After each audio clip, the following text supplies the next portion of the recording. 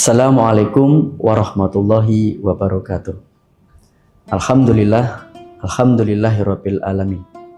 Wassalatu wassalamu ala asrofil anbiya'i wal mursalin wa ala alihi wa ashabihi ajma'in. Rabbi zidni ilma warzuqni fahma. Sahabat Tribun News dan para pemirsa yang kami muliakan, segala puji bagi Allah. Di bulan yang penuh keberkahan ini, kita masih diberikan kesempatan oleh Allah Subhanahu wa Ta'ala untuk menjalankan kebaikan-kebaikan, untuk menjalankan amalan-amalan di bulan Ramadan. Ini sebuah kenikmatan yang luar biasa, kenikmatan yang Allah berikan kepada kita, kesempatan yang Allah sampaikan kepada kita, sehingga dengan bertemunya kita di bulan Ramadan ini menjadi momen bagi kita, menjadi kesempatan bagi kita untuk apa jamaah sekalian? Untuk bisa memperbanyak pundi-pundi kebaikan, untuk memperbanyak kita minta ampun kepada Allah Subhanahu wa Ta'ala. Karena salah satu Allah Subhanahu wa Ta'ala menurunkan bulan Ramadan ini adalah sebagai bulan ampunan. Maka perbanyaklah kita beristighfar, memohon ampun kepada Allah Subhanahu wa Ta'ala, karena tidak ada kebahagiaan yang didapatkan oleh seorang hamba melebihi ampunan yang akan Allah berikan kepada hamba tersebut. Tentunya kita sebagai manusia pasti akan banyak sekali memiliki kesalahan. Maka salah satu momen terpenting kita dalam bulan Ramadan ini adalah kita mendapatkan ampunan dari Allah Subhanahu wa Ta'ala. Dan yang kedua kalinya, semoga salam sholawat tercurah terlimpah kepada Nabiullah Muhammad sallallahu alaihi wasallam, Nabi yang sudah dijamin Allah masuk surga. Tapi Masya Allah, Nabi itu sahabat Tribun News dan para pemirsa tidak kurang 100 hari beristighfar, minta ampun kepada Allah. Padahal itu sudah dijamin Allah masuk surga, apalagi kita. Maka contoh mulia dari Nabi kita selama di bulan Ramadan ini semoga bisa menjadi momen bagi kita untuk mendapatkan pengampunan dari Allah, sehingga ketika kita keluar dari bulan Ramadan ini menjadi jiwa yang bersih, menjadi jiwa yang putih suci kembali, dan kita bisa menjalani kehidupan selanjutnya untuk ditingkatkan lagi tentang kebaikan-kebaikan kita. Kemudian sahabat Tribun News dan para pemirsa yang saya hormati, pada kesempatan kali ini kita akan membahas suatu permasalahan yang terjadi di sekitar kita. Itu kalau orang sahur itu biasanya kan imsak itu udah bingung ya, wah ini udah nggak boleh makan, nggak boleh makan ini.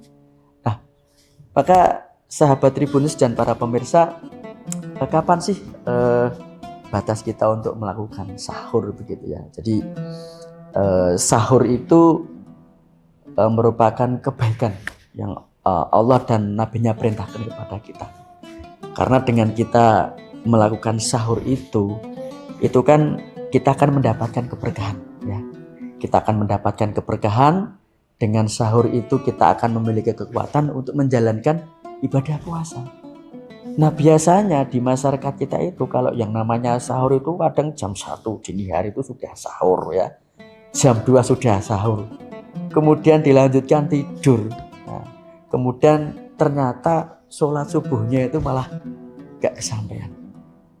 Tapi ada juga ketika sahur itu, ketika ada imsak itu, waduh, gak boleh makan ini, itu sudah gak boleh makan. Nah, sebetulnya bagaimana Islam mengatur tentang masalah sahur, kemudian imsak dan sholat subuh itu sendiri. Nah, sahabat Tribun News dan para pemirsa yang saya hormati, berkaitan dengan waktu sahur ini memang Rasul itu memberikan teladan kepada kita. Kalau kita sahur itu waktunya diakhirkan. Sedangkan kalau kita berbuka itu harusnya segerakan. Nah, jangan kebalik. Ketika berbuka itu diakhirkan, ketika sahur itu didahulukan. Nah, ketika kita mengakhirkan sahur itu, yang terjadi di masyarakat kita ketika ada imsak itu sebetulnya mengingatkan kepada kita bahwasanya waktu sahur itu sudah mulai habis, tapi kita masih bisa sahur. Ya, kurang lebih ada sekitar 10 menitan. Nah, di situ sebetulnya bisa kita manfaatkan. Setelah kita makan sahur itu kita jangan tidur. Ya, kita bisa membaca Al-Qur'an ya. Kalau dalam 10 menit itu biasanya kurang lebih ada 50 ayat yang bisa kita baca. Kita bisa beristighfar ya. Kita bisa sholat witir dan sebagainya. Nah, maka imsak itu sebetulnya bukan batas kita untuk berhenti makan ya. Berhenti makan sahur itu adalah ketika sudah masuk waktu fajar, waktu sholat subuh. Nah, maka sahabat Tribunnews dan para pemirsa yang saya hormati, apa yang terjadi di lingkungan kita ini ya kita perbaiki sedikit demi sedikit. Nah, ketika ada yang mengumandangkan atau mengatakan imsak, kita tuh masih boleh makan. Nah, kecuali kalau itu kita sudah masuk waktu subuh ya kita sudah tidak boleh makan lagi. Dan jangan sampai ya kita membiasakan aja nanti ben rodok kuat makanya agak jurusannya lama, nanti pas mendekat aja waktu subuh kita baru makan. Nah, seperti itu. Nah, ya tidak seperti itu. Maka nanti ketika kita sudah masuk waktu subuh ya kita ya intinya sudah tidak boleh makan lagi. Nah, maka sahabat Tribunnews dan para pemirsa yang saya hormati, pentingnya kita memahami kaidah-kaidah ini supaya apa yang terjadi di sekitar masyarakat kita berkaitan dengan waktu imsak maupun waktu untuk sahur ini benar-benar bisa dimanfaatkan ya. Jangan sampai nanti masih lama ya. Waktu subuh itu kita sudah sahur. Nah, biasanya nanti ya banyak dimanfaatkan untuk tidur seperti itu. Nah, padahal sebetulnya ketika kita mendekatkan waktu sahur kita ya dengan mendekati waktu fajar itu ya nanti bisa kita manfaatkan untuk melakukan aktivitas-aktivitas yang lain. Maka sahabat-sahabat Tribunnews dan para pemirsa yang saya hormati, mari kita dalam menjalankan puasa ini benar-benar kita perhatikan ya, kita manfaatkan waktu untuk sahur, maka kita bisa mengatur waktu tidur kita, waktu istirahat kita, sehingga waktu sahur ini benar-benar bisa kita manfaatkan dengan sebaik-baiknya. Jangan lupa kita untuk melakukan niat sebelum kita berpuasa, dan jangan sampai momen ya waktu sahur ini termasuk waktu mustajab untuk doa itu tidak kita manfaatkan untuk berdoa. Maka dari itu sahabat Tribunnews dan para pemirsa yang saya hormati, sekali lagi saya mengajak kepada pribadi saya dan kepada para pemirsa semua, mari waktu sahur kita jangan sampai terlalu dini hari, tapi juga jangan sampai terlalu dekat dengan waktu fajar atau waktu subuh, sehingga waktu yang tepat ini bisa kita manfaatkan, kita bisa makan dengan tenang, tidak tergesa-gesa, dan waktu menjelang fajar bisa kita gunakan untuk beribadah kepada Allah Subhanahu wa taala.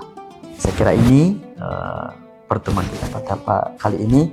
Terima kasih atas perhatiannya dan mohon maaf apabila banyak kesalahannya.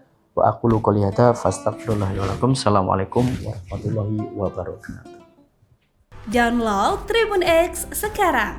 Menghadirkan lokal menjadi Indonesia.